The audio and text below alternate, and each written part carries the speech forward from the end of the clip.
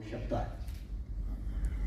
Emergency का दौर भारत के लिए सिर्फ संवैधानिक दृष्टि से नहीं, विधायी, कार्यपालिका और मीडिया यानी लोकतंत्र के चारों स्तंभों को पूरी तरीके से ध्वस्त करने का कार्य किया गया था। आप सबको ध्यान हो कि भारत के इतिहास में एक ही मात्र ऐसा अवसर आया है जब किसी प्रधानमंत्री को न्यायालय के द्वारा चुनाव लड़ने का अयोग्य घोषित कर दिया गया हो चुनावी धांधली के आधार पर।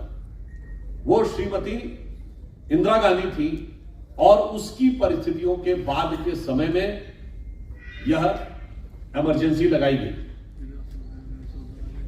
परंतु यह सिर्फ एक पक्ष तक सीमित नहीं थी।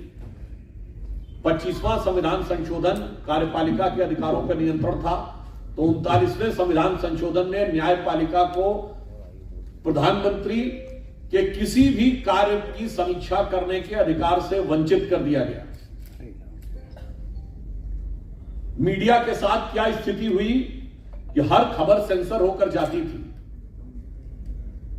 उस जमाने में लोग एक शेर बोलते थे जो आजकल कहते हैं ना कि मीडिया को लेकर क्या स्थिति है।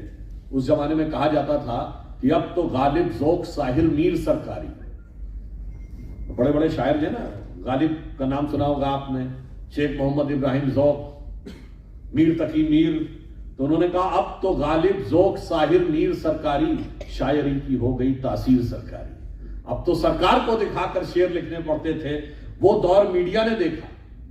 विधायिका का यह मजाक उड़ाया गया कि लोकसभा का कार्यकाल 1 वर्ष बढ़ाया गया, इतना नहीं। संवैधानिक व्यवस्था है कि एक कोरम होता है। यदि 542 सदस्य लोकसभा में हैं तो 10% से कम यानी 55 से अधिक कम सदस्य होंगे तो कार्रवाई नहीं चल सकती, कोई प्रस्ताव नहीं पास हो सकता। कोरम को समाप्त कर दिया गया।